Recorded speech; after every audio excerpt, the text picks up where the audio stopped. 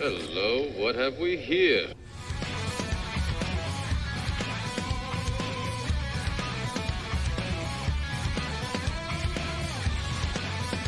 Welcome to IDP Nation, the place for IDP and draft coverage. We are your hosts, Dan and Daryl. We have you covered for your LB one-year taxi squad.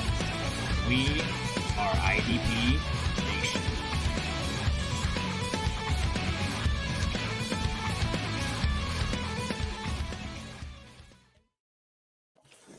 Welcome to IDP Nation. I am joined by my co-host, Kyle Bellafuel. What's going on, Kyle? What's up, Daryl? Yeah, Another week. Happy to be here. Yeah, another week. It's been a long-ass week, and it's only Tuesday, and I was off yesterday, so I don't even know how the hell that I happens. was just going to say, you were off yesterday. I know. I was working all day. You were bragging and stuff. I was, President's Day, we get that off, so don't know why or how, but I'm not complaining. Take the day, man. That's right. Right? So, yeah, got something special going on tonight. We have our good buddy at 50 Shades of Drunk, still the best name in Twitter, by the way. Thank you. I've been toying with ditching it recently, but that's dangerous because I know it's going to get swooped up. Because I may have to snatch that with the quickness. I'm just going to say. It's just like I've been 51 Shades. I'll one up you like the Price is Right. $1 over. There you go. Hey, that one's probably available. Just go take it. Oh shoot, that's cool. But no, we got Jordan on with us tonight. He was supposed to have been on with us a couple of weeks ago, and schedules got in the way, work got in the way. Those nasty ass jobs that we have that we don't like, unfortunately, get in the way. But we got him here now, and he's going to be chatting with us tonight. Maybe picking up where we left off last week. Are we? Are we not? I don't know. Anyway, as you can tell, I'm feeling a little spry tonight, so this might not be a good thing, Kyle. You're in charge, Kyle. I'm just saying. Don't you throw me the keys. You got it, dude. Yeah, you got this. You got pedal this. To the metal. Put it first and romp it. This is how I get in trouble right here. These two guys, people like you, get me in trouble because Dan's over like, shut up, just shut up. And you all encourage me to be better. And my better is not always good. It's not always good. Better.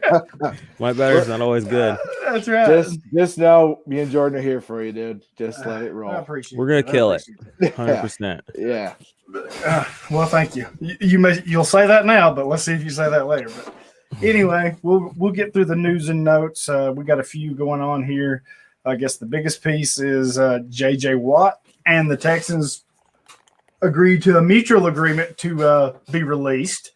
I kind of think it was him just saying, I want out and I'm not playing for y'all. And, I think that's kind of where it went, but who knows? But for someone that's been hurt a lot, got a lot of injuries, a lot of miles on the tire, so to speak, he's picked up a lot of interest. I know my Titans are after him, the Steelers, the Browns, the Bills. Apparently the Titans have been in contact with him. And I saw today that Watt himself has said he would be interested in going to Cleveland. So lots of things going on with him. What do you guys think about that? Go, Kyle. Okay. Definitely I saw the Cleveland thing. That'd be interesting, right? Him and Myles Garrett. That would be that'd be pretty spicy. I think Watt's still got some left in the tank. So, I'm ready to watch him go to a contender. And I want it to be Green Bay. I know that was obviously going to get talked about being a Wisconsin guy, but no, Kyle. Nobody wants to go to Green Bay. Nobody. Just you. That's all. Well, true. But, I would probably move there. But what Buffalo was another team. That's interesting. That Buffalo team's a lot of fun. They could use some help there too. Buffalo and the Steelers, I feel like would both just like would instantly be a Steeler. It would be like he's a franchise player there instantly. So Interesting you said Buffalo because I did see a tweet today that it's not really an inkling or saying he's going there, but it's just the more I get into this, the more these little tweets and texts and stuff that I see, they kind of line up. I did see that Buffalo's not expected to re-sign Mario Addison again, so there's going to be an opening. I know they have A.J. Epineza, the young guy there, and stuff like that, but like Jordan said, could you imagine if they brought in J.J. up there? That would with that young line with Oliver and Epinez and those guys, that'd be something else. Mm-hmm. That would be fun. Of course, I'd like to see him in Tennessee. We'll take him. We'll show him how to win. He said, was that the deal though? He said he was interested in Cleveland. He said he would be interested. I'd have to find it again, but he said there was some interest in going to Cleveland. So, okay. Man, him and Myles Garrett, that'd be scary. Watt would be pretty scary. The old Watt brothers coming at you would be something too. Yeah, and I think that's the big appeal, playing with his brothers. Yeah. He's going to. I mean, I posted something on our Twitter channel about it, and I was looking on Twitter. I mean, there was a video of him last year on the Jimmy Fallon show talking about his brother getting signed to Pittsburgh and like how special that was to them and to their family. And he was like, that's so cool and that's so rare that there's even an opportunity for them to do that. And it was just like everything he said around it, it was just kind of like, and he's like, and this was a year ago. This was like last March. And he was like, I'm already getting so many messages from Pittsburgh fans saying, come out here, come out here, come out here. He's like, that's not how it works. But that was a year ago. Right now, that's exactly how it works. So based on, I mean, it's just like, why wouldn't he? And he's a legacy guy. He's going to chase.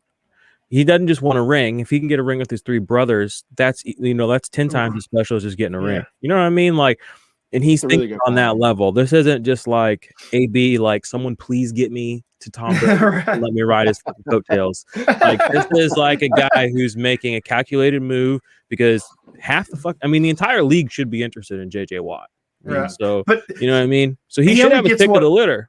He only gets a 1 year, maybe 2 year deal at most because of the injuries and stuff. I mean, I'm okay with it, but I don't see him getting any more than 2 years anywhere. Do you? I mean, he played over 1,000 snaps this year, which is he's only gone over 1,000 snaps 3 times. That was one of them was this year. I mean, there's not a healthier defensive lineman than a guy that goes over 1,000 snaps. Okay, are you going to give him more than a 2 year deal? If you're an owner, that's not my world. That's not my world. I don't know. He said that's not my world. Those people make millions of dollars to make those decisions. I would be okay giving him a 2 year deal. I would be, yeah, and you could too. I mean, if we're not going to pay Juju, which we're not, I mean, what's the going rate right now for an elite pass rusher? $20 million a year. Okay, but he knows he's a little older, and he knows that it's going to be a situation thing, and he's not chasing money. He already signed like $100 million deal with the Texans. I was just gonna say that. So, I mean, he's going to take probably a $12 to $15 million deal. I mean, that's close to what the tag is right now, and his brother's got to get paid too. I mean, TJ's in his 4th year. That's why Bud Dupree. People are talking like Bud Dupree. Bud Dupree is already gone. He's off. He's already gone. Yep. Okay, because TJ Watt's about to be the highest paid defensive player in the NFL. So I think all these things align to the fact, and he's going to do kind of like Clowney did last year. He's probably going to kick back, and he'll work out in Wisconsin. He'll post little videos, and he'll game us all because he knows what he's doing on social media too. Don't act like he doesn't. And then 3 weeks in a training camp, he'll just be at the Steelers camp. Work out Wisconsin. Well, hopefully, if he does, his actual season play is better than what Clowney did. I mean, Clowney's not. He's. I don't. Don't I even brought him up. Yeah, let's not even go there. Woo. Yeah, I can't even right now. That makes my head. See what you did, Kyle. Yeah, Kyle. Yeah, I'll take that one. All right. So I know we got a plenty to get it going here, so we'll move along. Interesting one today, which the writing's been on the wall for a little bit of time now. Carolina released defensive tackle Kawan Short. If I'm not mistaken, I saw somewhere he's only played 5 games in the last 2 or 3 years. If I'm not mistaken. I know it's a low number. He's been pretty with I mean, that's with what his cap number was. It just made sense to cut him, free up that money. Maybe they bring him back at a deal, a lot cheaper. Maybe he goes somewhere else. But I just kind of saw that coming, especially when you have a player like Derek Brown already on your roster ready to take over. Just made sense there. Yeah, like you said, he's been injured. I think it was shoulder injuries and whatever he's had. Been a rough couple years, so definitely the writing was on the wall. But yeah, maybe they bring him back at a cheaper deal. Who knows? Yeah, If not, maybe, some team that needs a good rotational piece, they'll sign him for a cheap deal, and maybe he can help them win. I mean, those type of things always happen. So, yeah, you never know. And then our last two, we'll make these quick. I know Jordan just can't stand this next guy, but he won the AP Defensive Player of the Year, Aaron Donald. Yeah, he's great. Yeah, he sucks, don't he? I have never said those words. But yeah, I don't know if anybody other than maybe TJ Watt. A lot of people thought he deserved it this year, so not a whole lot of other candidates are going to beat him with what he done this year. So I can see it in Jordan's eyes. He's ready to talk TJ Watt right now. How he got robbed, how it was stolen. No, I've said my piece. I mean, it is what it is. I mean, I already dealt with this a whole year previously. I'm used to it. I mean, there's nothing new at this point. Damn, Kyle, I can't get Jordan riled up. There's something wrong here. I'm doing something wrong. Dude, that's the thing. I mean, I don't get riled up. Like I might act a certain type of way on Twitter. Challenge accepted. I might act a certain type of way on Twitter, but that's all by design. What? Don't say those words. And then our last one is the AP Rookie of the Year, Chase Young. I kind of expected that to be who it was. I know there were some other candidates that were deserving. I think Winfield was very deserving. He had a heck of a year. Yeah. Jeremy Chin was deserving. I think those were your top three. I thought Patrick Queen. I mean, came into the year as like a known Patrick Queen kind of like hater. Because I didn't have him as my linebacker one, so that equivalent to hate apparently. But I mean, he did have quite a few impact plays as a rookie. I mean, he had like 19. That's a good number. I mean, between the pass deflections, tackles for loss, the sacks, he had a touchdown. I mean, he's honestly had a similar-ish season to Devin White. And 2 years ago, I was like poo-pooing on Devin White because he's too efficient. So I feel like I can't say that this year with Patrick Queen because I said that last year with Devin White. Now I'm blocked by Devin White on Twitter, and it really bothers me. And I'm just like, I need to learn from my mistakes. So even though Patrick Queen was super efficient, I feel like it could be more of a sign of things to come, less than he outperformed something. But so I think he might have deserved it. I mean, they made the playoffs too, And Chase Young was a little bit hampered early in the season. I mean, the thing is, Chase Young got hot when it mattered. He got hot, week 10, 11, 12, 13. He blew up the last 3 weeks of the season. He had a lot big games then. That's when most of the eyes were on him. So, and Patrick Queen was the opposite. He blew up the first couple of games. So, plus, I think a lot of people are going to remember the huge fumble recovery return for a touchdown by Chase Young. Those kind of things just stick out in your mind, especially like you said, when they happen later in the season. It's what you can remember recently that usually gets it. But I would have been fine with either of the three. For me, Queen he did well for a rookie. I just think I had him as my LB1 as far as rookies go. But I just think people expected a little more than what he gave them this year.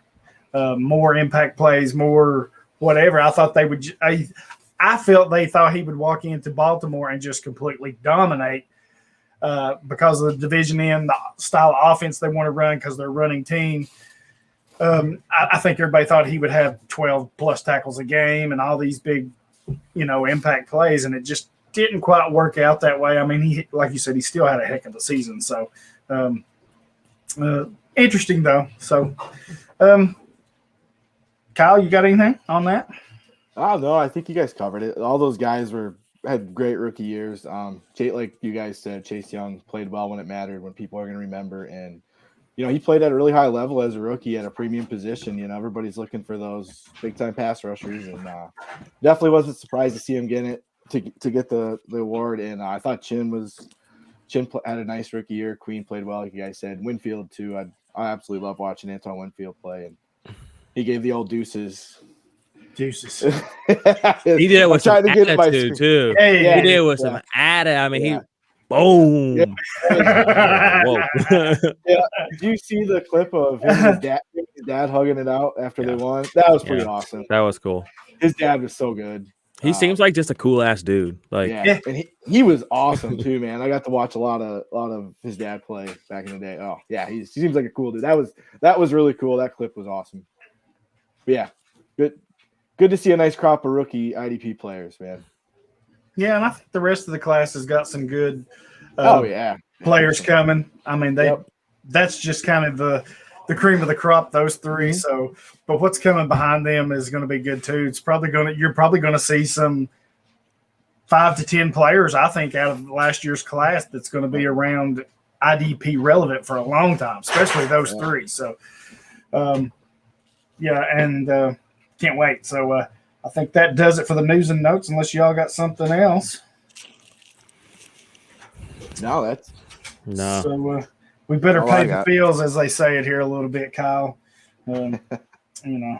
These crazy sponsors that for some reason like us and let us have free reign. So,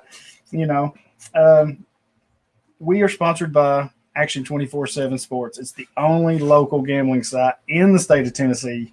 It's for Tennesseans, by Tennesseans. Unfortunately, you have to live in the state of Tennessee to be able to use it, but man, it's such a clean site. It's just as easy to use, if not better, than the big sites. They're running promotions just every week. This week they're doing like tomorrow they're doing the Champions League 2020. You can place a prop bet on any Champions League game, get 20% winnings boost if you win, 20% loss refund if you lose. They're going to give you 20% back if you lose.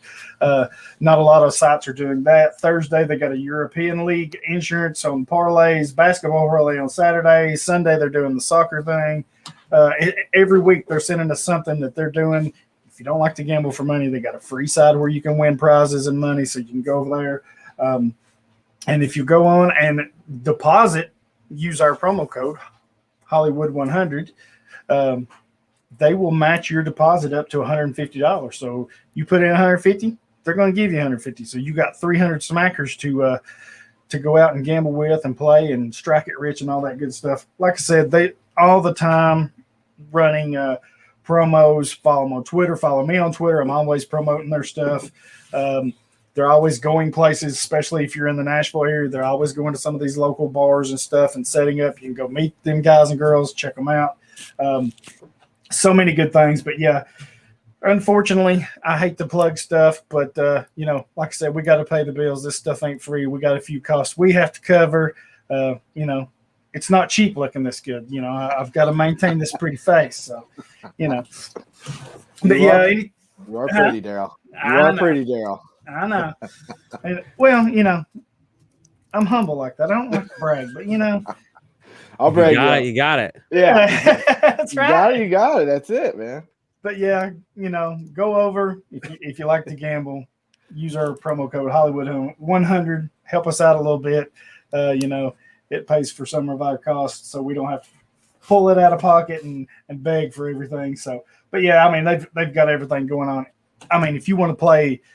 It's crazy. If you want to bet on darts, go over there and bet on darts. If you know your dart players, they've got it. They've got ping pong. They've got Don't you forget the ping pong. Yeah, the ping pong, the racing. Don't you dare if they ever start betting on beer pong, I'm in. Yep. So, but yeah, go check them out. Really great group over there. They've helped us out a lot. They're always sending us promos and stuff to go check out. They're big giveaways, TVs, Super Bowl packages. So they've got stuff going on all year. Check them out. Be sure. And we'll get another one in here real quick. The season's beginning to roll over on most sites. If you followed us for a while, we're, especially me, I'm a huge my fantasy league fan. They've done some charity stuff for us in the past with IDP Nation Invitational, all that good stuff. Just love their site. They always seem to be ahead of the game. Always helpful. Never had an issue myself with them. They've always been there to help. So they sponsor us as well. So go check them out if you're looking to start a league, and check them out as well. And now I guess we're getting to what what we brought the man, the myth, the legend Jordan here for. Now I'm getting fired up.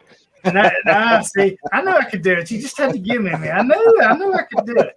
Just hang in there. Everyone knows Jordan has been leading the IDP123 scoring machine monster that he's got going on. And I tell you, the more and more I hear about it, the more I dabble with it. I got into a couple of leagues last year that use it. I like it. And it makes sense because everyone, what do we hear? Well, there's no uniform scoring system. There's no standard or whatever. And I think, I really think the IDP 123 could be that. I mean, if people just get behind it and push, I think it really could be that. Now, I do get it. All my leagues are different. Scoring's this, scoring's that. And I think that's kind of what makes IDP kind of unique, especially for some of us diehards that are, just nosedive in the 50-foot end over there.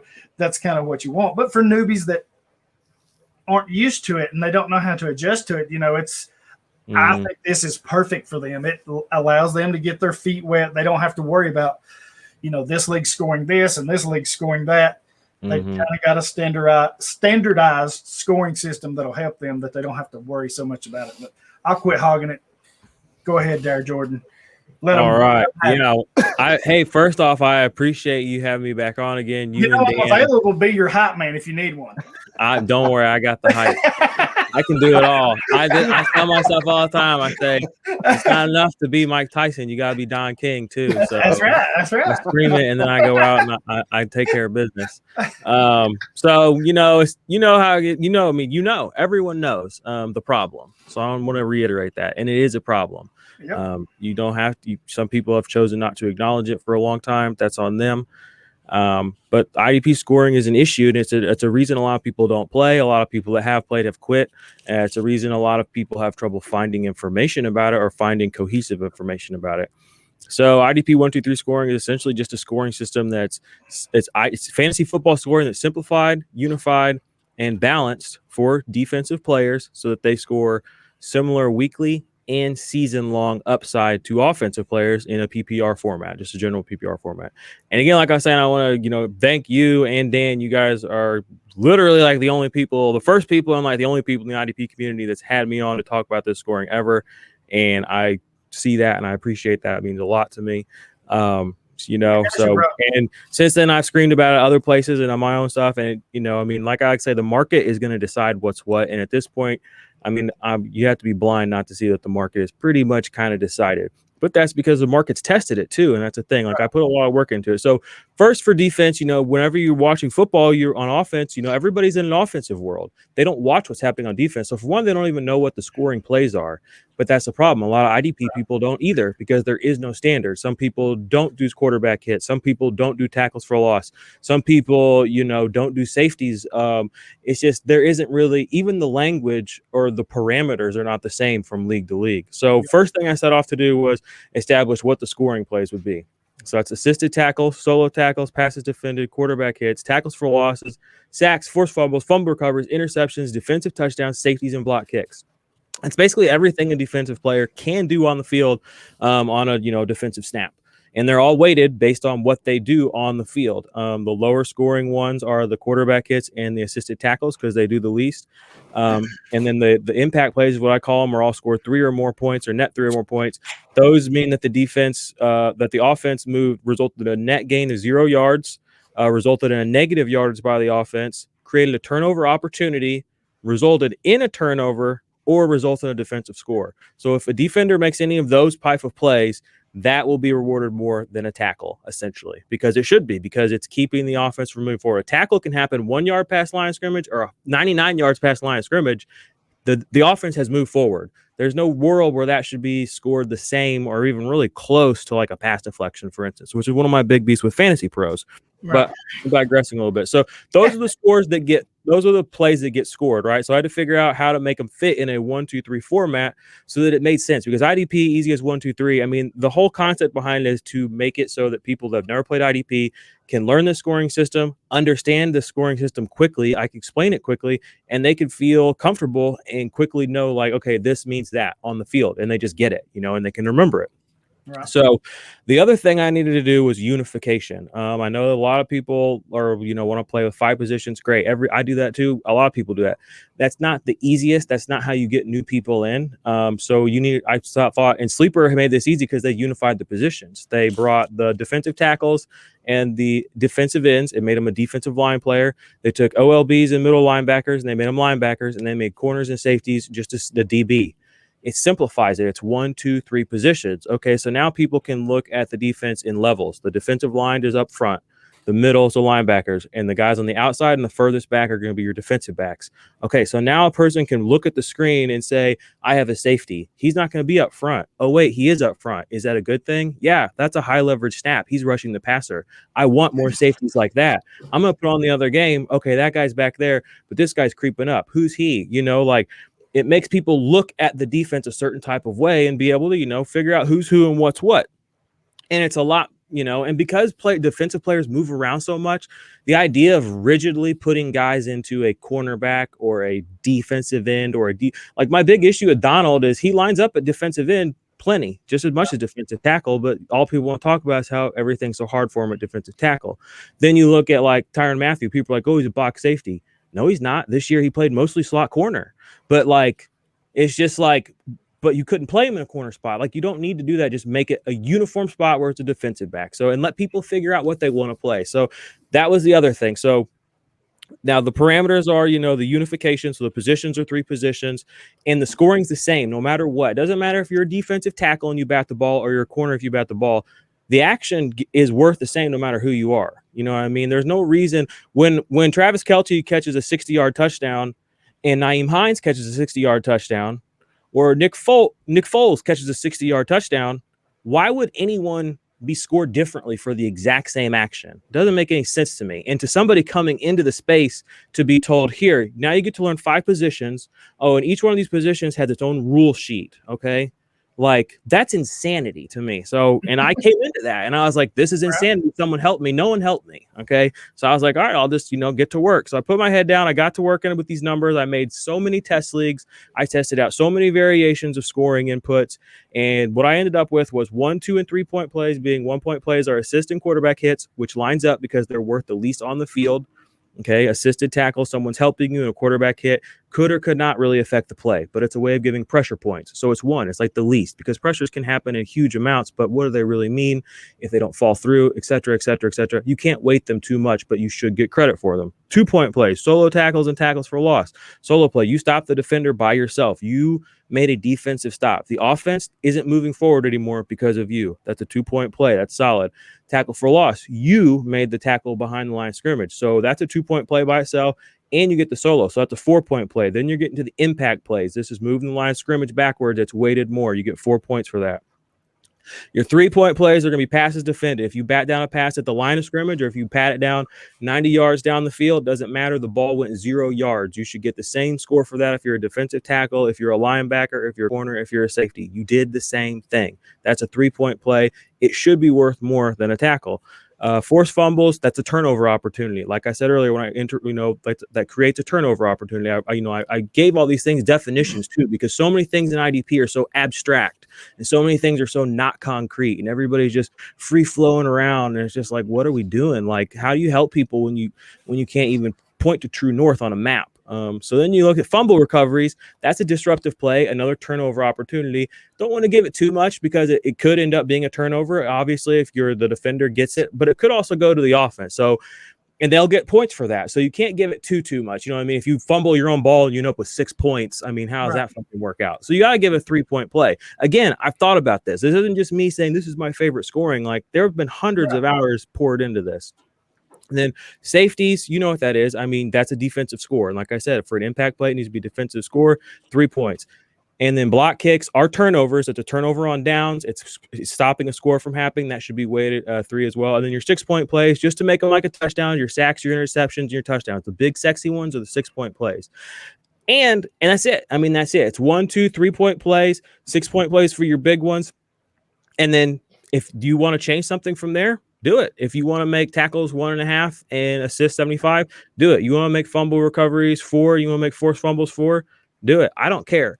But I want you to know that when I talk to you about fantasy football, you will be able to know contextually exactly what I'm saying to you, and you will understand what I mean on a points per snap basis, on a player points basis compared to other players' position basis. It's not going to be this guy's good, this guy's bad, this guy had a bunch of tackles. It's going to be this guy makes 50% of his points, on average the last 4 years in sacks. So we can count on that. So we can figure out, okay, if he plays this many snaps in general, he's going to be able to put up these kinds of numbers. And then you can start tiering guys out based on past production, based on the way things are moving. And then you can start giving people points, because that's what people want. When we're making projections, if you're not projecting fantasy points, what are you doing? It's pretty much, I don't know if I can cuss it on this show, but I call it content masturbation, where it's just like, who are you doing this for to help people? Or are you doing this to like show off for somebody? And you really need to know, you really need to ask yourself, do a self audit. And I've done my self audit, and I feel great about what I've put out there, and the market feels great about what I've put out there. And this thing's happening, baby. We're moving and shaking. I'm loving it. It makes sense.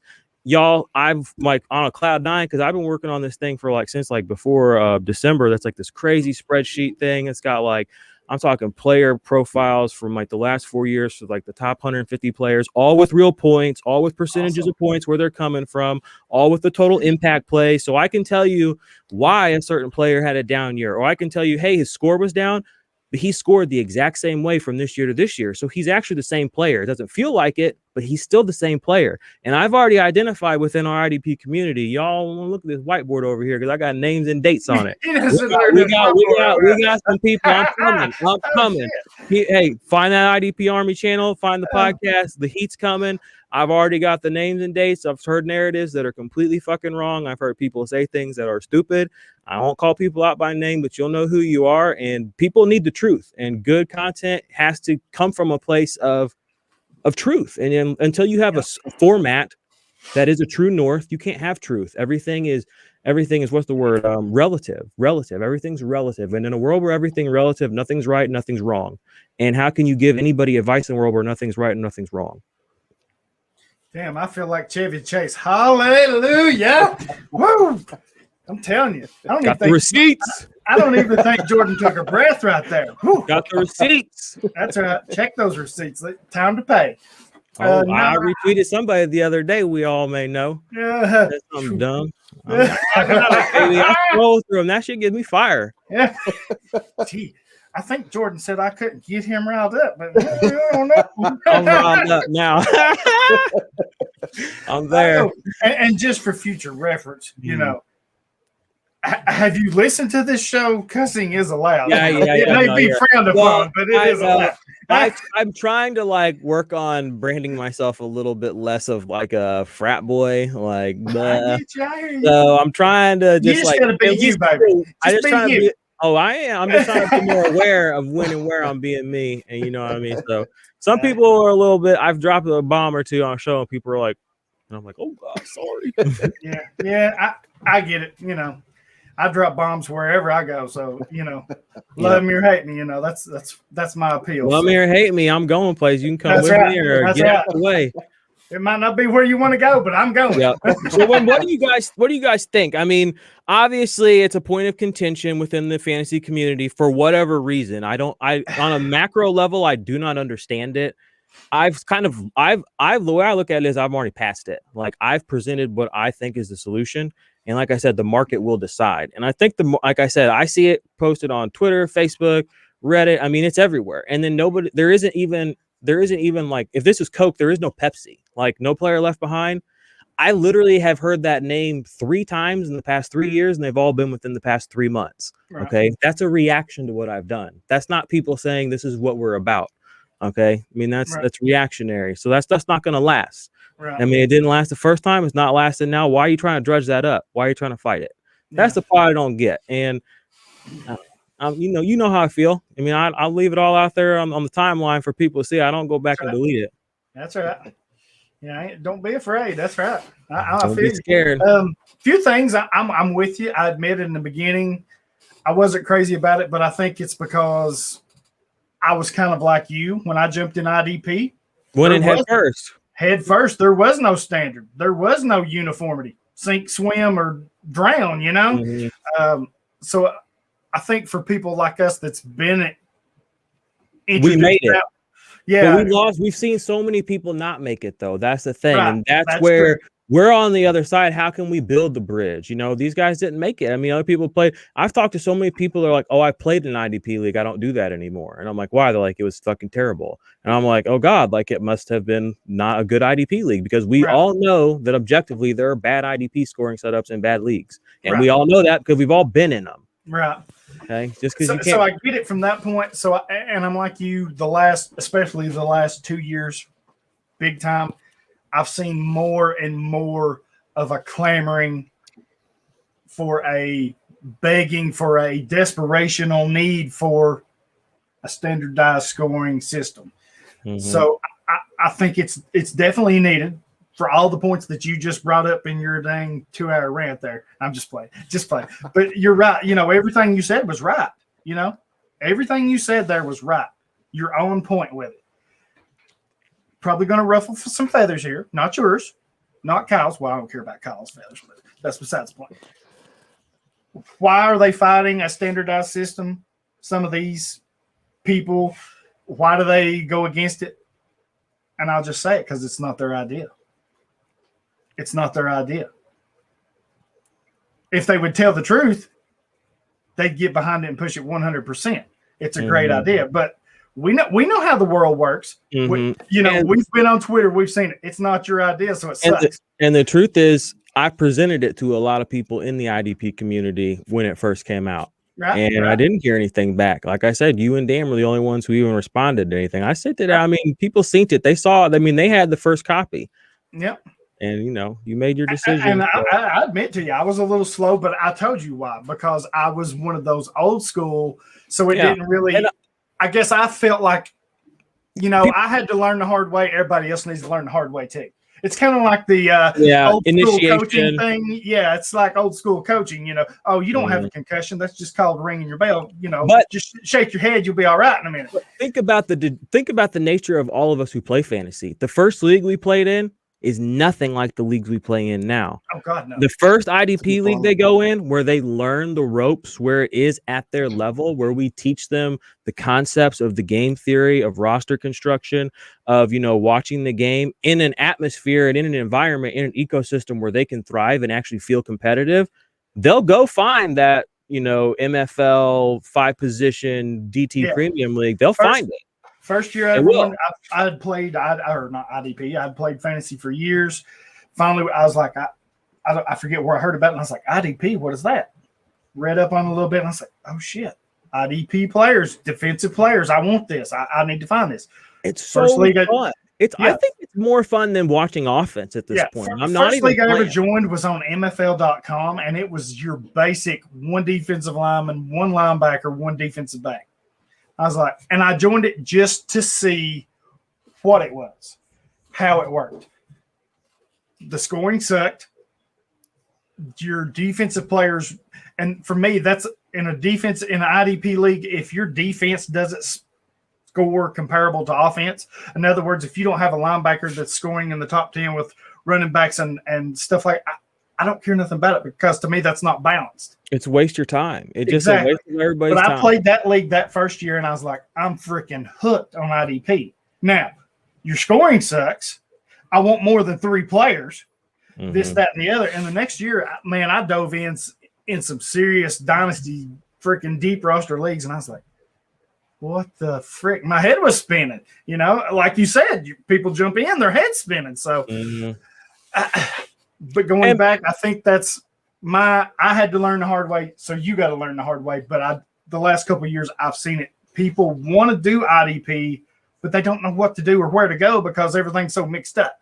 That's the thing. And what you said there, you felt overwhelmed. Well, when you get overwhelmed and you go to do research on IDP, that's even more overwhelming because then you have 3 different kinds of people out there telling you 3 different messages. Right. And that's where what like we have, like I say it all the time, it's like, look at the choir, like look at what offensive fantasy has done the past few years because of the harmonization of voices.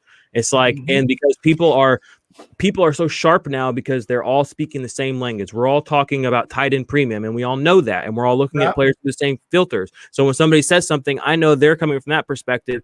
I'm also seeing it, but from my angle. In IDP, like I said, people don't even want to acknowledge the same plays, you know? So so if somebody reads my article and I'm saying, Jason Pierre-Paul put up, almost 300 points this year. And then they go on Fantasy Pros and they see he put up 165. And they think these people are idiots. And it's because we look like idiots. I mean, yeah, I agree. I mean, and it makes me mad that it's so obvious that it needs to be fixed. And there are so few people in IDP. It's such a small community that if a bunch of these jackwagons would sit off their fucking hands, we could make a difference. They're like, we can't do anything. I'm like, there's 5 of us. Okay.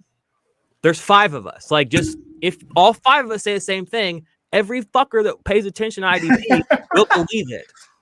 And I swear, I think that goes back. And if it hurts people's feelings, there's more than 5 of us, obviously, but you know what I mean. Like, it's not to move the needle. I'm moving the needle, and I've only been here like a year and a half. Yeah, I'm moving the needle by myself. You've probably moved the needle further than anybody else has. Imagine what we could do if I wasn't fighting people in our community. Yeah, if I wasn't swimming upstream against a bunch of people pissing on me. Well, see, you're better than I am because if I get in that fight, I don't care to back you. I'll back you all day long. But if I start fighting on Twitter, it's not going to end well for somebody. Hey, I'm going to light them up like marshmallows on the 4th of July, baby. I ain't pulling no punches. And that's the thing, too. I pull my punches. They don't even know. I pull my punches out there. I'm trying to tell them. I know there's a few out there, and see, this is where Dan comes in handy because he's like, yeah, we're going off the rails hard. Yeah, but there's a few out there, man, that just it is what it is, and you know what that means? That's an opportunity for us to just get better. Yep. Y'all keep playing in the sandbox, okay? Yes, keep playing. Damn, Kyle, you going to talk tonight, man? I mean, hell, we've been rolling for 40 minutes. Let's talk about these linebackers because I talk about IDP123. What? No, at this point, I want to talk about some players. I want to do some fun wanted stuff. You to get your system out there. I wanted you to talk about it. The more you can promote it, the more you can. You guys are on a roll, man. Yeah, you guys. Plus, I just wanted to see if I could get you fired up. You told me. Kyle, what are your parting thoughts? I mean, you're obviously an important pillar of our community and all that. Like, thanks, and you don't have to water it down for me. I mean, I can. If you no, it's cool. I'm not the biggest. Better say it right, Kyle. You're fired. But no, I like the scoring system. We did the Dynasty, the IDP Army League that you set up. That was a lot of fun. I'm not in a ton of leagues, but I'm in different leagues that have different scoring. Some of them are the group format, unified format. Some of them are position specific. Some of them are defensive tackle, premium. They're all fun. I enjoy playing different stuff. I'm pretty open-minded to things. I like trying new stuff. I'm definitely willing to hear people's point of views. I like playing fantasy football when it's fun. I like scoring points. I like balance. I like knowing how players stack up next to each other. I was like you guys, when I started IDP like 10 years ago, I think we started our 16-team league that's still going.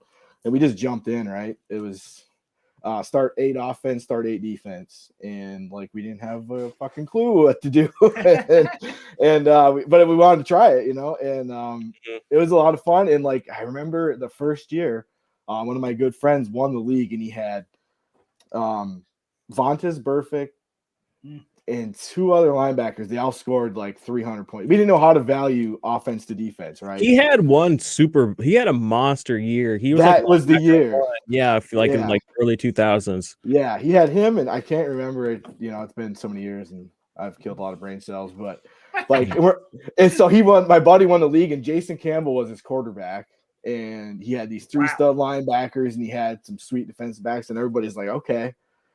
Now we got to start investing in the defense because at first you're just trying to figure it all out, and that's how it started for me. And I I like the scoring system. I think it's a lot of fun. You've put a lot of time into it. You have, Absolutely.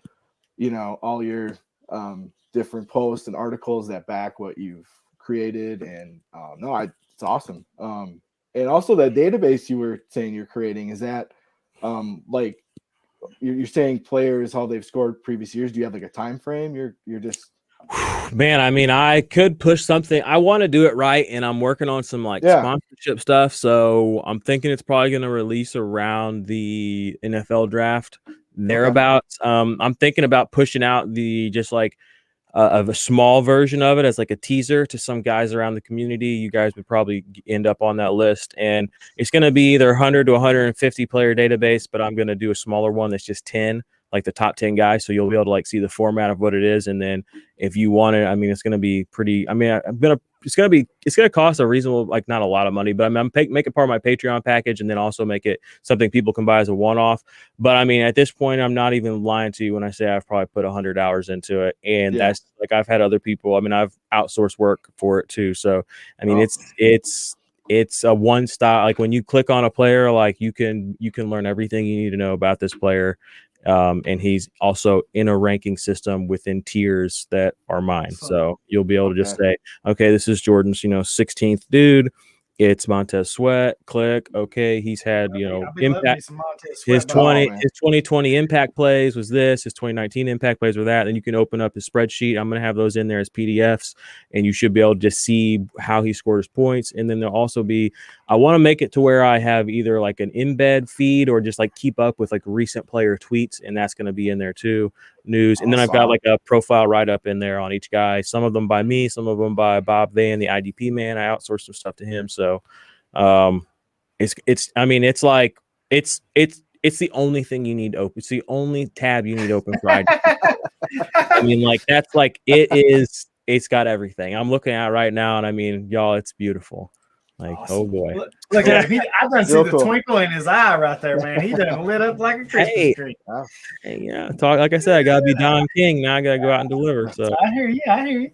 I wish you saw how much I struggle figuring out that Google Sheet formula for the most simple thing, and you're talking about I'm not smart. I mean, like I'm not smart. Like I had a guy in one of my leagues build this for me 2 summers ago. So I would do the same. He gave me one version, and I have like 100, 200 of them because I've made so many. But it's just he did it, and he just gave it to me. I was like, thank you. So that's like when I post those things, those little screenshots on Twitter or whatever, like it's because he made me this little formula where I can just punch in numbers and it just shoots that out at me. And I've just been using it ever since then. So cool. Sweet. Man, I'm not very fluent in. Dude, it's not on Sheets either. It's like a Notion database. I know that's kind of like a hot thing right now, but I mean, it really is a very powerful sort of tool that it is. And awesome. It like integrates with websites too. So I'm going to be able to get it onto idparmy.com as integration. So that'll be neat too. Once I kind of get that figured out. Again, I'm on one-man band over. Well, I was actually. We got actually a nice little team of killers, hiding out here. Bushes, but it's been me and Steve holding it down for a while. But we got a TikTok kid now. We got a dude that does our other social right now. We got a couple guys that are going to start writing for us soon. Sweet. Trying to get some guys to kind of help me piece the website together. So, I mean, we're cooking with gas now. Cooking with gas, baby. That's what we like. That's cooking good. With That's gas. good. Awesome, good stuff, man. Anytime you need help, feel free to holler at us. We'll promote you. We'll bring you on the show. Let you scream all you want. Love a mercenary. IDP Army loves a mercenary. As long as you don't get fired up on us, we're all good. Listen to you. Well, getting fired up. You're always fired up, Daryl. Oh, shit. So, once again, good stuff. Yep. This is why I wanted to bring you on, is for you to break this down and go over it and all that good stuff. Man, so much info. People check you out there, definitely. And we'll bounce back to that in a little while. But let's move along. And this is something that me and Kyle got fired up on last week.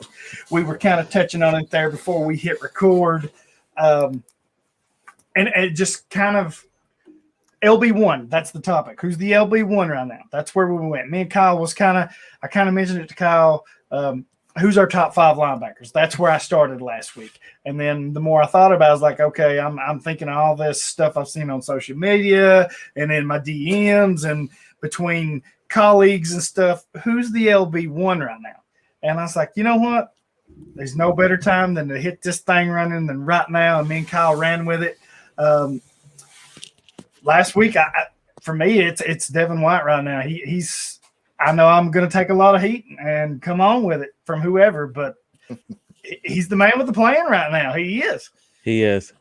I'll break you guys down my top 5 just real quick so we can all kind of be on the same page. I got, not counting TJ Watt, who I have as my number 1 overall IDP asset, but he's DL and linebacker eligible, and I just cater to sleeper. So I'll exclude him because he's my number 1 overall, but that's because he's usually playing my DL spot. But I got Devin White at 1. I got Roquan at 2. I got Darius Leonard at 3. Blake Martinez 4, and I got Jalen Smith at 5. Oh, you had me till 5. Oh shit. The Jalen Smith hate is completely unfounded, especially from an IDP standpoint. It is a little bit. I mean, he's had 3 straight seasons of 120 tackles, and it's his 3rd straight season as a linebacker 1. Like, sure, he sucks in coverage, but like I've been saying on my show, like I don't understand the fetishization in the IDP community of a coverage linebacker. Like it's good, great. He's good in coverage. You know who fucking sucks in coverage? Devin White. Okay, like it does. It's completely fucking irrelevant. You know who else sucks in coverage? Jalen Smith. He's still been a top 10 linebacker past 3 years. So I could give a fuck if he's good in coverage. If he's getting me points, that's all I care about. And he plays a lot of snaps, and he plays healthy. He's been 4 straight seasons, 16 games healthy. There's a lot of guys that ain't had that neither. So true, very true. I do have him in my top 6 or 7, but my first 4 was spot on with your first 4. I mean, in order, all the way down the line. At 5, I've got Zach Cunningham, and I've took a lot of heat in the last week or so over this. They're like, you're crazy, you're insane. I've got Cunningham. I got after Smith, I've got Schobert and Cunningham. You know, last year when me and Dan did our top 12 prediction, you know, our LB1 tier and D tier, defensive end tier, I had him in my top 5. I was like, Zach Cunningham's going to be a top 5 linebacker. And sure enough, he was. And don't be surprised that if he don't take a step ahead of Cunningham ahead of Leonard this year.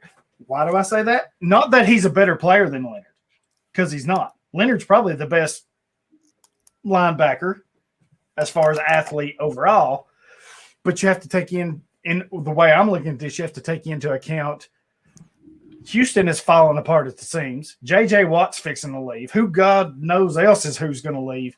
Cunningham's going to be the only thing there. So his numbers are not, if anything, they're going to rise a little bit. I feel that. The reason I say he could be passing Leonard took a step back because of who? Big DeForest Buckner up there and Grover. The overall team around him is making him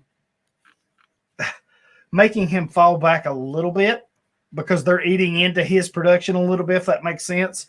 Yeah. So it's not that he's a better player than Leonard or anything like that. I see Leonard, his unit around him is making him a little less value.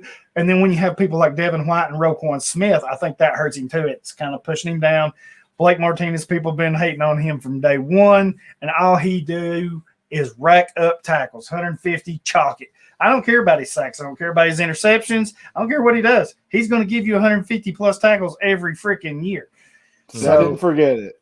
Yeah, that's right. Set it and forget it. I mean, you're basically getting 10 tackles per game out of him. That's over a full season, that's what you're getting. So my top 4 was spot on with yours. I've heard a lot of people say, no, I can't talk. Roquan is the new number 1. I think he had a good stretch and made his case for that. Go ahead. The thing with Roquan is his production, I think, could be a little bit more sustainable than White's, because we know White won't get 9 sacks again, but he could get 6. He could also get like 3. Whereas Roquan, when you look at what he did, he had a couple of sacks, but a lot of his production came in other spots, which is going to be a little easier to replicate.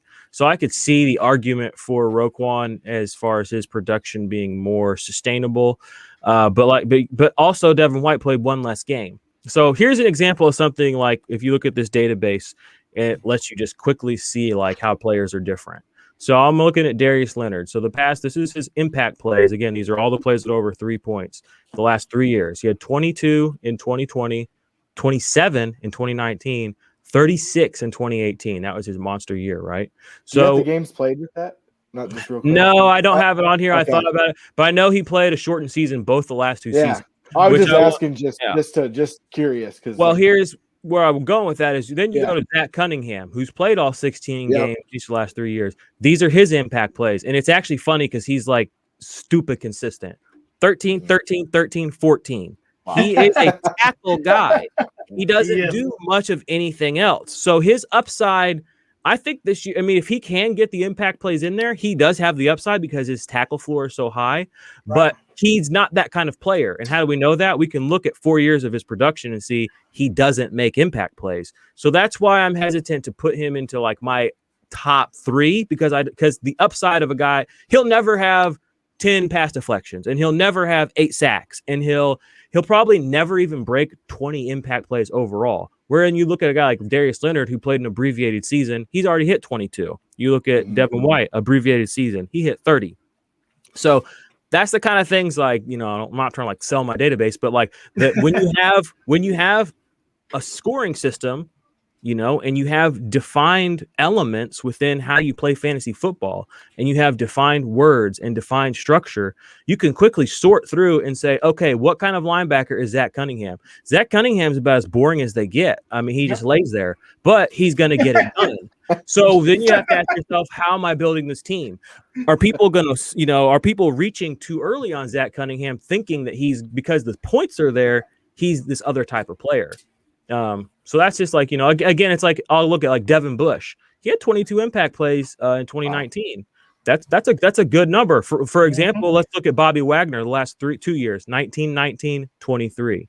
So it gives you an idea of, besides the tackles and it gives you an idea of what players are doing besides the tackles, but not just as individual stats, pass deflections, tackles for loss, but the cumulative of what their actual on-field impact is and how many times they actually make an impact on the field. So, I mean, I got this for the last 4 years on so many guys. I mean, if you guys even want to like just quiz me, like a guy like Jerome Baker, you can quickly see Jerome Baker isn't really got much upside. He's got 19, 12, and 12. You know, he's played a lot of snaps, but he doesn't do a lot with them. Matt Milano, I heard you guys talking about him last week. 12 this year, a little hurt. Last year, 20. The year before that, 26. So Matt Milano has elite impact play upside. You forget that, though, because he's been a little banged up, you know. But when you can look back and say, okay, I know this guy's got that kind of ceiling, that's double what fucking Cunningham did. He had in 1 year, he had as many impact plays as Cunningham has in 2 years. So you can kind of tweak and play and find guys in certain spots, or find guys to avoid in certain spots, or find value in certain spots, just by defining what the fuck you're looking at. What are you doing with somebody like Dion Jones? All right, Dion Jones, where I got him at. He's actually a great one because, you know, I mean, I kind of ate crow with him. He had 25 impact plays this year, but you look career-wise, 16 the year before. So he came up big time, 12 the year before, and then 24 the year before that. So we know he's had the upside before. He's one of the only linebackers that finished besides TJ Watt without just over 100 tackles, but he really propelled himself up there because of the impact plays. He didn't really have the tackle numbers that you want for your floor guys. And with Dan Quinn leaving, you have to wonder, okay, do these impact plays stick around, or are these impact plays going to end up on Jalen Smith? Okay. So you can just like have fun with this stuff, like when you start defining it, and you can talk. So about now you got my curiosity, Pete. What are you doing, or how do you feel about a guy? And kind of piggybacking off someone we just mentioned, what are you doing with, like, I hate to say a 1 year wonder, but until this year he'd been nothing really. What are you doing with a player like Terrell Adams from Houston, or Tyrell Adams, however you want to say it? You know, Cunningham's the dog there as far as tackles, but Adams was no slouch at all. Yeah, my issue with him is they just paid Cunningham, and Benardrick McKinney is also due a lot of money. So I don't know, and that organization's a mess. So I don't know if Adams is going to just be able to go back on the field. It almost feels kind of like, you know, remember Donald Payne 2 years ago, where it's like down the stretch he was just like a fucking total face wrecker. But it was, you know, more out of necessity than out of ability, shall we say? I think the big thing with Adams is I don't know the cap situations or anything. It's not my thing, but I heard that McKinney was a possible cut candidate, so like that would be the thing, right? But if they're all there, like you said, does he have a spot, right? So that would be the thing. The reason why I asked Jordan the Darius Leonard if he had the games, because I'm super curious what his impact plays per game would be. That's the only reason I asked. Because how many? I can tell you quickly if you can look up how many games he played this year. Was it 14? Hang on, I'll tell you just a second. Because like the thing with him is how much like he was so efficient with he blitzed X amount of times and got a ton of sacks, right? So that's I was curious. Do you have in the impact play numbers how that kind of? Well, Leonard I think he only had 3 sacks this year. He was up in the pass. He's usually good for 7 or 8 pass deflections, though. It's one of those things where just doing it all is what makes a difference. That's why I'm like, people are like, Rashaan Evans sucks in coverage. I'm like, okay, but he can get 10 tackles for loss, so who cares? Right. So this year, 3 sacks. How many games? 14. Started all 14, played 14. He averaged 1.6 impact plays per game. That's good. That's really good. I mean, if you calculate that across a season, you put that 16. I mean, that's 25 impact play season. I mean, that's good. My thresholds, and I've got this all defined too. I'll tell you guys. Well, I don't want to. I don't know. I'll tell you guys some of my trade secrets over here. I mean, all that. I mean, like I know. It looks like I have no idea what I'm doing on Twitter, and I'm just no. You do, and I love this stuff. I'm a big numbers nerd. So I soak this stuff up, but don't you kind of think Leonard has spoiled people in a way because he came out that rookie year and just absolutely he's still doing punch people. That's the thing, though. He's still doing it. Look at what he's doing. Yeah, he's not playing the whole season, but he's still doing very similar numbers. All right, so for linebackers to be a tier 1 guy for me, they essentially have to be 18 or more impact plays. That's like the top end guys, and then I'm wanting like 130 tackles. So, so Zach Cunningham would fit the 130 tackle mark pretty easily, but the impact plays is a little low on. But it's an and or thing. So you can fit several different kinds of linebackers into this. Like a TJ Watt fits into this mold because he's definitely going to get more than 18 impact plays. It allows me to look at linebackers from different positions or players from different positions and just say, if you can do these certain things, and then I'll go down a tier. If I go to my great linebackers, you just need to have 15 or more impact plays, 110 tackles, kind of your threshold. And then serviceable linebackers, I want a guy that's going to put up 12 and then 95 plus tackles. And if you can hit one or both those thresholds, you end up in a certain tier, or if you have historically done that. And then, I just play with that shit. Cool. No, that's definitely interesting stuff, man. It's fun. Like I said, I'll make sure to send you guys over a little teaser. Cool. It's so much work. Right. Man. It's been a labor of love. And then I'm sitting here, I'm like, what if nobody buys it? It's just my baby. Like it's just all mine. Like it's so cool. And I'm so proud to see you do something like that because, like I said, I love those numbers. And I'm working on something myself. It's kind of a personal. It started as something just for me, for my leagues. I didn't care if anybody ever saw it or even knew about it. It was just my own personal thing. And in the last few years, it's kind of evolved into something. Okay, maybe there would be some interest in this. Maybe it would help somebody. So I've got some things that I'm working on. The hardest thing is finding the information that I want. So I kind of stop, have to look around, find what I want, and then go back. But I think once I find everything, it's going to be telling because I'm hoping that it will translate back to Daddy's side where I can start in college and come up to the pros with it, and you can see that transgression there. So that would be awesome. Progression there. So yeah, it's. I don't want to say it's similar to yours because it's not, but it takes a lot. I mean, the more thought process that you're telling me, I'm sitting here thinking, well, that's exactly what I'm doing. It's not the same thing that I'm doing, but the process kind of is. Yeah, so the process. And we have to, I mean, it's just, we know the product is good. We all play fantasy football. Right. We just got to package it better. I mean, and that's on us. We're the distributors. We got to package it better and we got to get it to the people.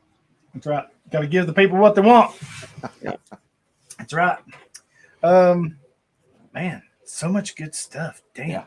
Got to get in one more sponsor here. I know the season's over for most, but well, season's over for everybody now. What am I talking about? But maybe you've not wrapped up your championships, as far as crowning who your champions are. Maybe you did these playoff leagues. I know I play in a couple leagues, or did play in a couple leagues, where February, March, especially if it's like a hometown league or a home league, everyone got together. You go out, you drink a few beers, you eat some pizza, meet somewhere. I had one league that was really in depth. We did that, and the commish would bring in a box, literally a box every year of trophies. It was a 16-team league. He's bringing in trophies, for this and that, the league champion. So to get off on that, if you can see our sponsor, Trophy Smack, they sent us a ring. Real bling, little bling bling. I'm telling you, this thing is the real deal. It's nice and heavy. It's just like the real thing. Shiny. Put your eyes out. Go over to their site. Their championship belts are freaking amazing. I'm just going to tell you. And they don't do just football. They do, every sport: baseball, basketball, hockey.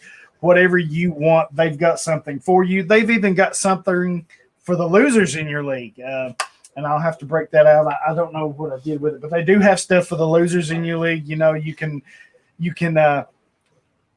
recognize them, put them to shame, however you want to do it. But they do have that stuff. Such quality stuff. It's not cheap stuff. It's nice, heavy quality stuff. I'm a firm believer in you get what you pay for. They got reasonable prices, and for what you're getting, it's amazing. Go check them out. Go to my Twitter page. I've got it pinned at the top of my Twitter page. There's a link. Once again, you can help us out here. Click that link. We get a little kickback off of that. You get a discount, and it helps us out too. So go check them out. I know people get tired of hearing people beg and sponsor stuff, but hey, people are interested in this stuff. Look at the packaging, Trophy Smack. I have bought stuff before that was just crappy, and it comes in a nice little ring box for you.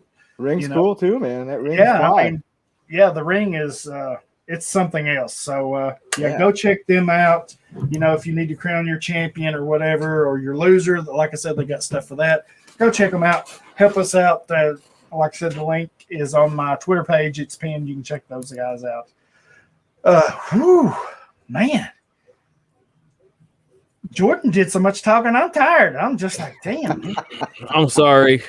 Oh no, don't be sorry. No, I knew you wanted to talk about it. That's why I brought you on, because I wanted you to talk about it. I wanted you to break it down, and because it's one thing for you to push your own stuff by yourself, and do the heavy lifting and pushing and all that. But me and Dan, like you said, we've kind of been with you from the get-go, and the more I listen to it, the more I read into what you're doing, the more I learn about it, the more I like it, the more I understand it, the more that IDP as a whole is clamoring for this stuff. Maybe you don't see it at first, because I didn't, but when you've got, listeners and followers that are begging for this and asking for this more and more and more, it just makes sense. And I think you're doing something wonderful.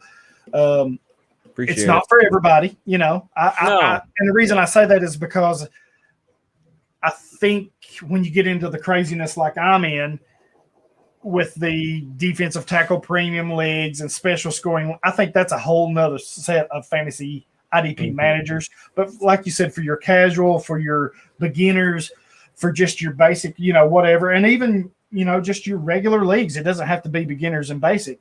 I think there is a need for a standard, and I think yours is the best that I've seen so far. It's clean, it's easy, it's simple to read, it's simple to understand. There's not a lot of confusion.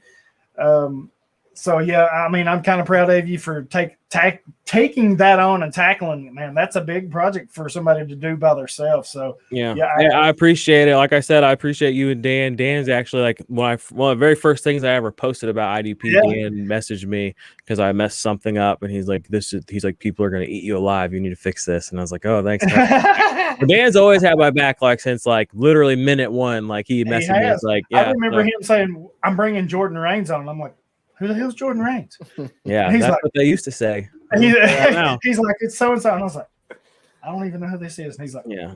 Well, we're bringing him on. I'm like, okay. It's been, I mean, you guys know it's a struggle in the game. I mean, there's is. people that, I mean, even the people that I started working with, I mean, they weren't good people. I mean, know who I'm talking about. Both of them. It took me 2 years to get away from them. You know what I mean? Yeah. It's like now I'm like soaring. And I'm like, man, like I'm just thinking what I could have done if I would have got away from them sooner. But trying not to look in my rear view. I'm just trying to, be thankful and appreciative. And, I learned a lot of lessons from all that. And it's a new year. I'm excited, and as more people talk about IDP123 normally, the conversation can shift to other stuff, because I mean, that's what people want us to help them win their leagues. And we, that's what we need to, that's what we're supposed to be really helping them do. So if we can get them in well-designed leagues, we can help them win those leagues, or at least, have put up a good fight against the other 11, 14, 15 people in their leagues. So absolutely. And anyone that succeeds, there's always going to be haters. There's always going to be doubters. People trying to bring you down. And I think that's what makes people like you it's making an impact and making things better. That's what makes it just even that much better, because you're fueling them because they want to hate you so bad and bring you down. So yeah, I mean, you keep doing what you're doing, man. Keep doing it. Part of it. I've just realized I've had several people, tell me like, it's going to be like that and it'll never stop. And I'm just like, they're like, once you get your head around that kind of concept, like, and you just let that be, it doesn't control anything I do. Like, what people say about me doesn't, like I said, the other day on 420 Hustler show, it's like, I'm my own harshest critic. There's nothing you can say to me that I ain't said to myself. So. Right. Well, man, that's, we got a couple listener questions. We'll run to them real quick. Nick, I hope I say these names right because I'm horrible with them. Nick Brugnoli at Stromboli for reals. He wants to know who are some sleepers that we have for the upcoming season. Kyle, it's on you, Kyle. On me. I got some linebackers that I wrote down. Logan Wilson from Cincinnati. Love him. Loved him coming out of Wyoming. He saw limited snaps this year, but Josh Bynes is 30 plus. I mean, he's solid for Cincinnati. Don't get me wrong. He's a good veteran leader for them, but I think the young guys like Logan Wilson, Akeem Davis-Gaither should get more opportunity. Big fan of Wilson coming out of Wyoming. I think the future's bright for him. Justin Stranad out of Denver. AJ Johnson's a free agent, I believe. Yep. Josie Jewell's okay. I'm like not hating on Josie Jewell, but they're not the best coverage linebackers, and I think Stranad brings a nice element to the position for him there. And they play in a division with some like baller tight ends, man. You got to defend Kelsey, you got to defend Darren Waller. So I mean, like you got to, he was gonna play in sub packages this year, but unfortunately he got hurt. And then a couple of homer picks here, actually 3 homer picks. Jeez. Chris Barnes, Kamal Martin. I'm stashing those guys because I'm waiting to see what happens with this Green Bay linebacker unit. Christian Kirksey was not what we had hoped. And those guys, Kamal Martin, he came in, he did okay. He hit the rookie bumps in the road on the way. Chris Barnes, the same thing. He was pretty solid for us. Luckily, we got him, and as an undrafted free agent, played well. Waiting to see what they do. I don't expect them to address it in free agency. I could be wrong. Do they address it in the draft? But those guys are some guys to stash because they could be eating a lot of snaps next year. Snaps equal points. And Rashaan Gary, I got to plug Rashaan Gary because I like that one. He'll play Preston Smith in my book towards the end of the year, especially. Thing with him, as a Michigan fan and a Packer fan, I obviously like Gary, but like work ethic was always the issue with Gary at Michigan. They always wondered. I'm not saying I know because I wasn't there, but like I was wondering if he was gonna. And he had that heart condition issue too. Yes, well, right off the bat, which scared a lot of people, I think. And this year he came into camp in phenomenal shape, and the linebackers coach was saying like the dude just wants to learn more and more every day, and he stepped up his game this year, and I think he could take another leap in year 3. So I'm just happy I got a step back, so the opportunity there for him. They're gonna need him, So Gary, I got to plug 3 Packers, so I'm pretty pumped right now. So. I understand it, and I'm going to piggyback off that Homer thing. We've kind of been spoiled in Tennessee the last couple of years with Kevin Byard and Kenny Vaccaro. They keep signing Vaccaro to 1-year deals. So the question is, when are they not going to sign him again? I'm not exactly sure. I hope they keep signing him, getting him there, because I think he plays really well with Bayard. But if they don't and they let him move, Amani Hooker, he's the next guy up. When they go to these big safety sets and they're playing 3 safeties on the field like a lot of teams are doing now, Amani Hooker's the one that's been coming in and playing that third safety, doing some things there. Sleepers, man, it's so hard to define. I think when I kind of mentioned earlier, if Buffalo doesn't re-sign Mario Addison and they don't kind of fill that role with a J.J. Watt or another free agent, then I think A.J. Epineza is the next man up. He's going to be the beast there. He showed some flashes this year playing along a young Ed Oliver and those guys with those linebackers and stuff and safeties behind him. I think he's the next guy up. I think he's a sleeper that's, you've probably got him stashed on taxis or really deep on your roster. He can perform really well for them. I like the Logan Wilson. That's a guy that I was high on. I think him and Akeem Davis, like you said, they're the future there in Cincinnati, I believe. I would even maybe throw in a Malik Harrison for Baltimore. I think he's a guy that if Judon or those guys move on, he's going to get more reps. I know they're kind of different players, but he's going to get more time, more reps there. So those are some guys I'm looking at. Jordan, you have any? Yeah, I mean, I like Kyle's plug for Rashaan Gary. I mean, his arrow's definitely trending up. Was he was a top 7 pick by the Packers. I think it was 11 or 12. Was it that low? Okay, I thought he went a little higher than that, but he was. I mean, he was a really high pick, and it was that 2019 class that was stacked with lots of defensive line talent. So he went ahead of a lot of guys that have already put up some big numbers. But like you said, you've seen him pop, and if you look at a per snap basis, he has been successful at an IDP level and NFL level. So once Preston Smith gets out of the way, which is basically all he was this year, that's going to be some good stuff there for him. I like Kyle Duggar. He didn't get utilized the way that he's going to this next year, I don't think. And he may not this year, but Adrian Phillips still finished the top 15 defensive back overall. So, I mean, if you're just playing safeties, that puts him in the top 12 conversation, I would imagine.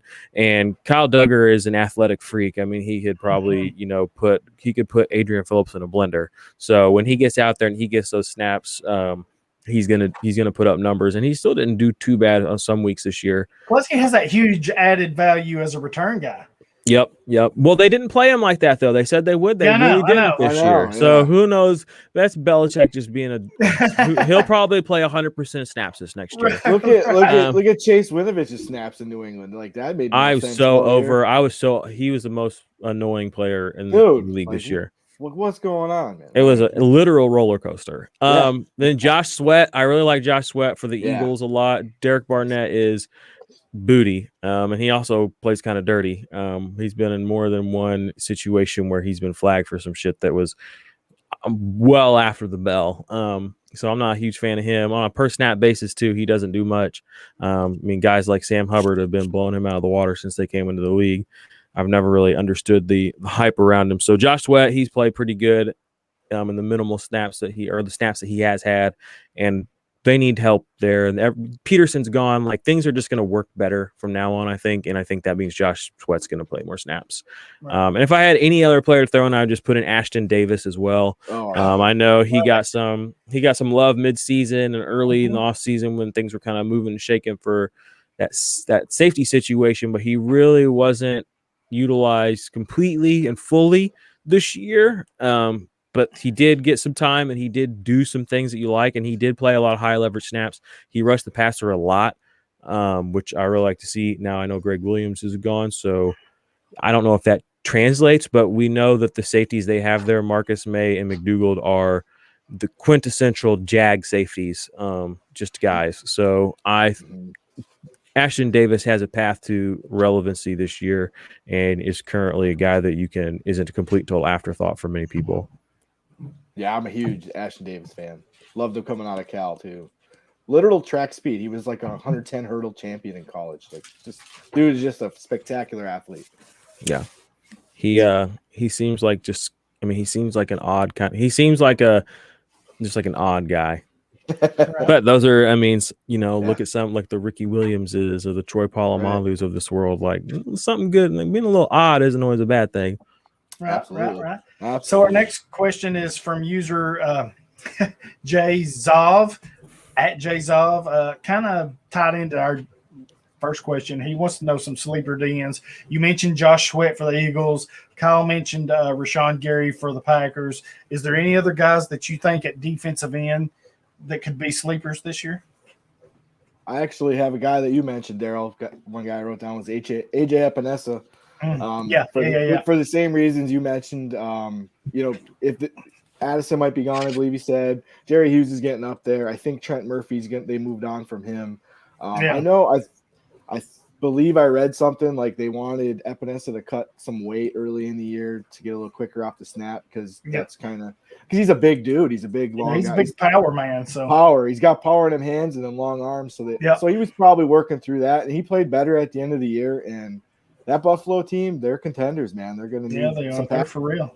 I couldn't imagine what they do with somebody like J.J. Watt. They can drop a little knowledge, tutor those guys. Can you imagine? Wow. Yeah. And Stephon Diggs, I saw a tweet. He's pulling hard. He's hollering at JJ. Hey man, come on up here. I want to win a ship. So how good was Diggs, man? I know we're an IDP podcast. Yeah, how good was Diggs? Diggs is freaking awesome. He's a dog.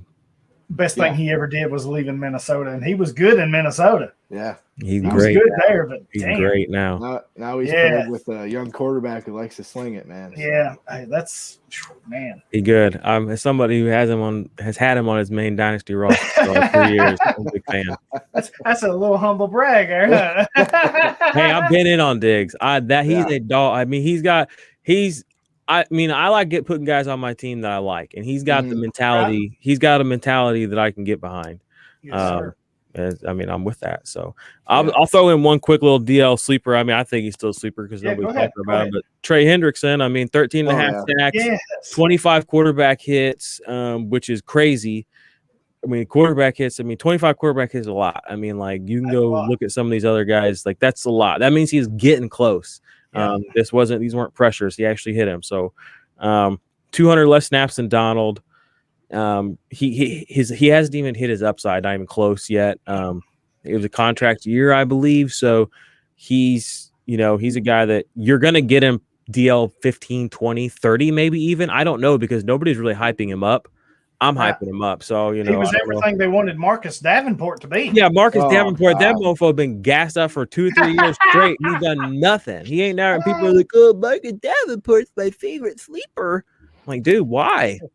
Why? Yeah, he ain't ever done nothing besides sleep.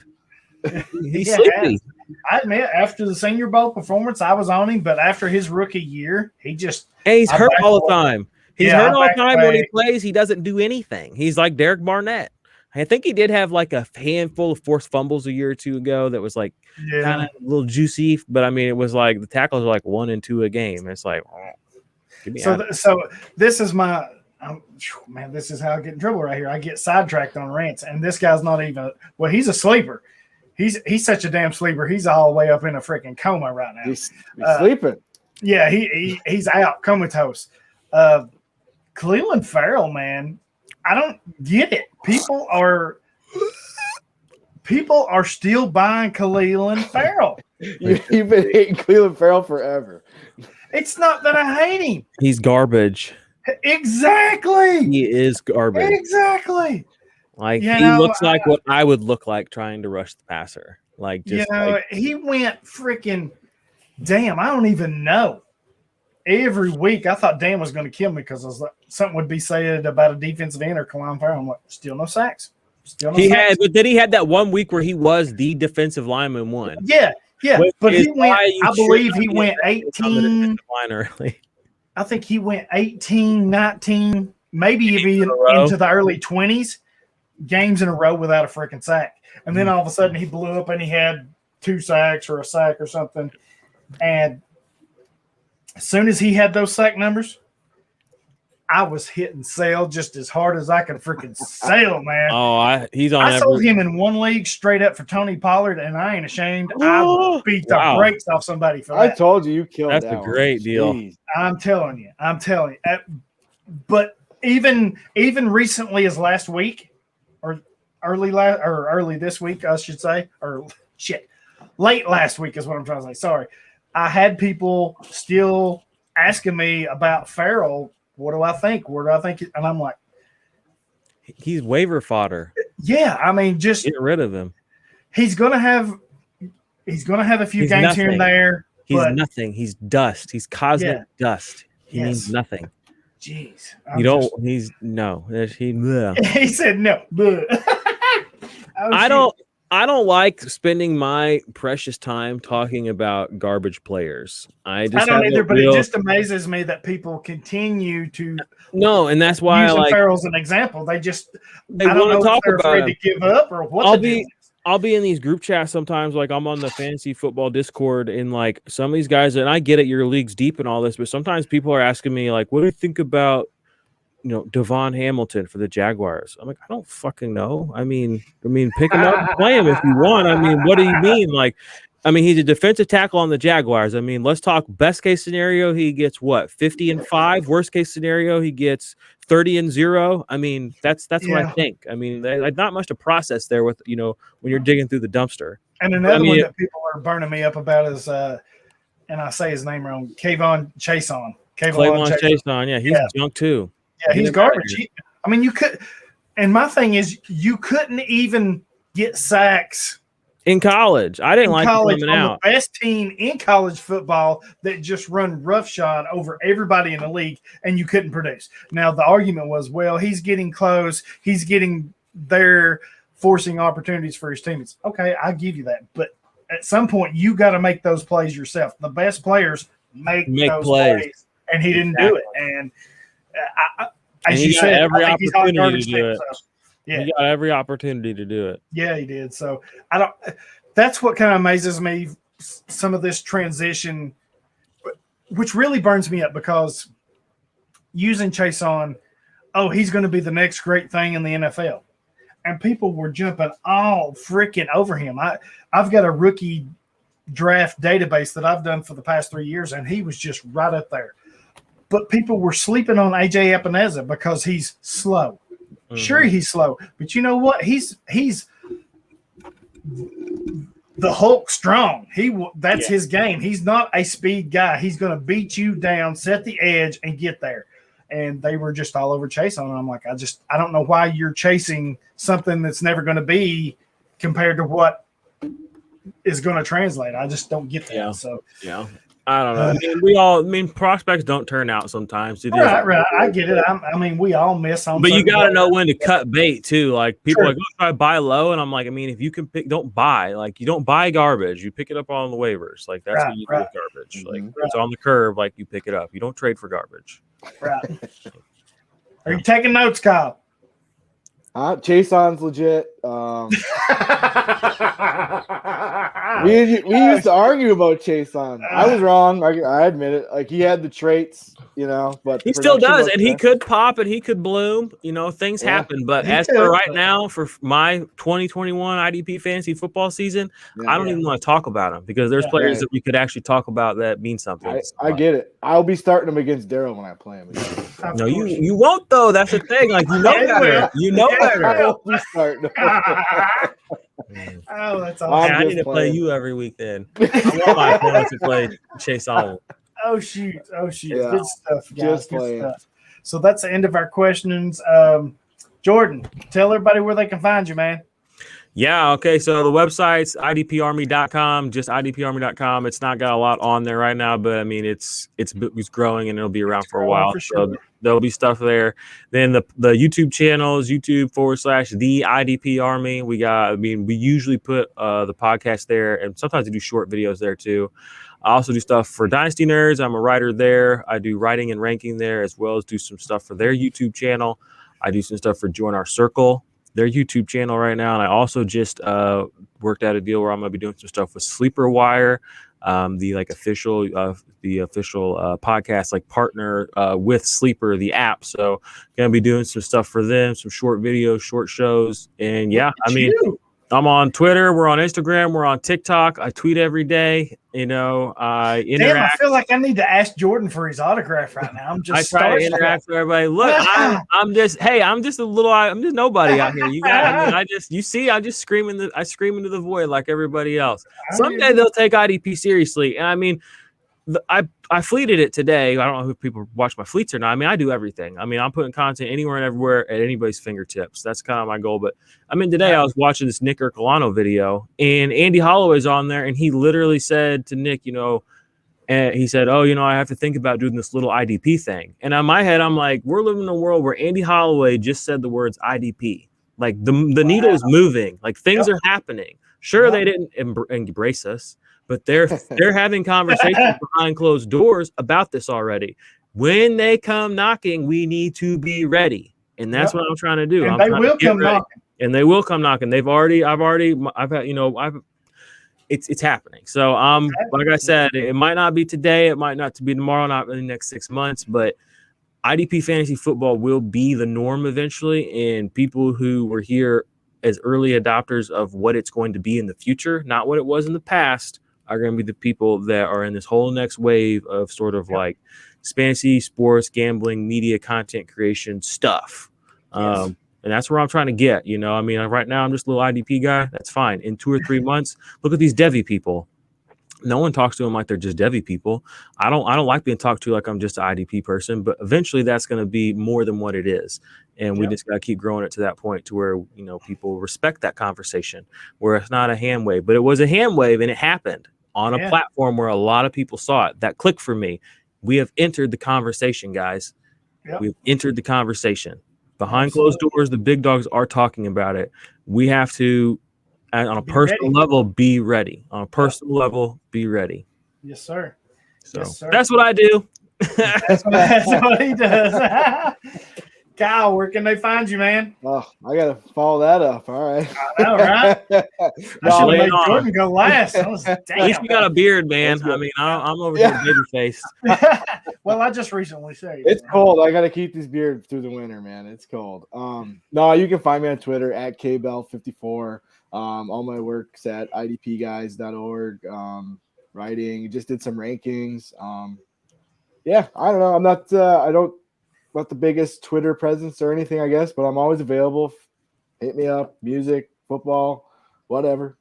Kyle done said music. Oh, Lord, Kyle, you don't get me started.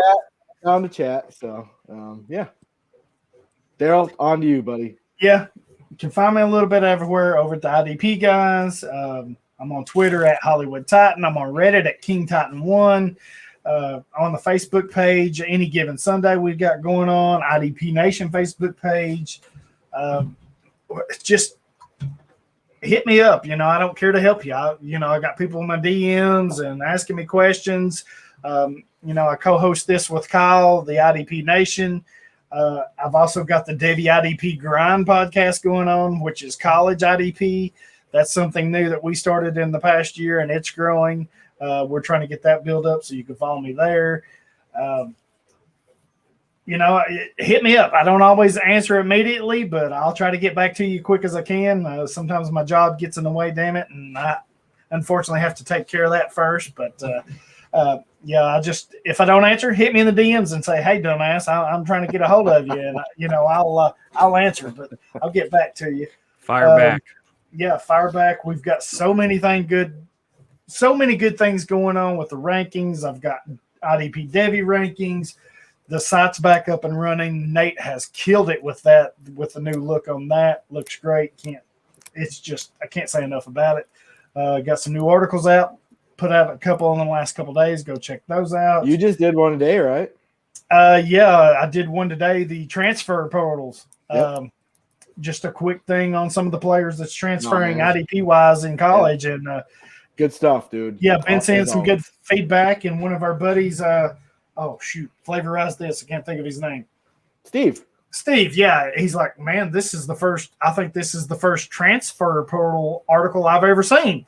Yeah. And I never thought of it that way. It's just, something, that's how my brain works. I see something and I go with it. And, he kind of patted me on the back for that. So thanks. And, I just don't kind of think of it that way. I just kind of think of what I want to see and what's interesting to me and go with it. So, we got all those things. Yep. Good stuff, dude. I liked it. So we got all those great things, going on. And then we've got the Patreon, and I've got a few weeks ago, we had our buddy Ethan Turner on, breaking down injuries. Man, what he does as far as injuries is just crazy.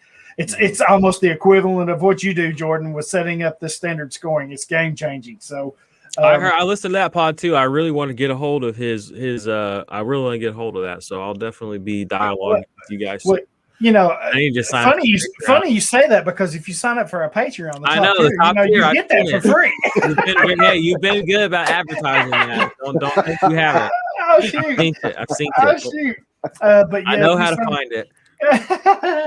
But if for those you don't know, sign up for our top tier Patreon. He's going to give you a free copy of that. He gave me and Dan a copy last year, and I'm telling you right now, the work that he puts into this is freaking amazing, Jordan. I don't know if you've seen it yet or had a copy last year, but it's amazing. I have. Like I said, I listened, and I learned. I was making mental notes just as he was talking. Oh, it was game changing, because I'd never seen nothing like that. And once he gave it to us last year, I was like, man, this is crazy. He's pinpointing he's got a body diagram, and he's pinpointing the injuries. He's telling you the degree, seriousness, or, and he goes way back. Yeah. And he goes, he's digging back into high school and middle school if he can find it. So the information is there. It's just a game changer, change kind of how I look at fantasy. It's such a big help. But yeah, if you'll join our Patreon and join the top tier, you'll get a free copy, and it helps him out, helps us out. So man. Man, so many things going on. Jordan, so proud of you for doing this 1-2-3 scoring. Thanks for having me on, guys. I appreciate it. Yeah, thanks for coming on. Yeah, we're just a small podcast. We like to have big. I'm not nothing special. I'm just I'm just busy right now. Okay. Yeah, look at him, all humble, Kyle. He's trying to play it all humble over. He know he big star shining right now. Big star my ass over there. Jeez Louise. Oh shoot. Y'all tripping. But thanks for coming on, man. I know we wanted to have you on a couple of weeks, and it just a couple of weeks ago, and it didn't quite work out. It's been fun. It's nice to get on here and not have to be banging all the bells and whistles and knobs too. Like I like just the free flow of the conversation. I love it. Yeah, I think it's laid back and letting it roll how to go. So that's I think people enjoying that, and I know I do. So you're welcome back. Anytime you want to come back, you just say, "Hey, man, I need to come back," and we'll light it up. And we'll do it before the season gets started again. We'll work something out. Absolutely. Sure. So we got a lot of grass in front of us. I think we've covered everything. Action 24/7, MFL, Trophy Smack. We've covered the IDP 1-2-3 scoring. JJ Watt's going to be a Packer. We covered that. Oh, no, we didn't cover that bullshit because that ain't happening. We covered a lot. We did. Me and Jordan thinks alike when it comes to linebackers till we get to number 5, and then we're split. It's all good. So it happens. It's good stuff, man. Keep it up. Anytime you need us to help you out, send us the links. We'll share. We'll help you out. We'll promote whatever. With that, if nobody has anything else. No, man. It's been fun, dudes. Good stuff. Real fun. I think that's a wrap. Kyle, you going to join me on the Patreon here in a few minutes? Do I have a choice? Not really. But all right, then I'm in. All right. Jordan, you're more than welcome to join us. I don't know what your schedule is, but if you want to jump on with us, you're more than welcome to crash the party, my friend.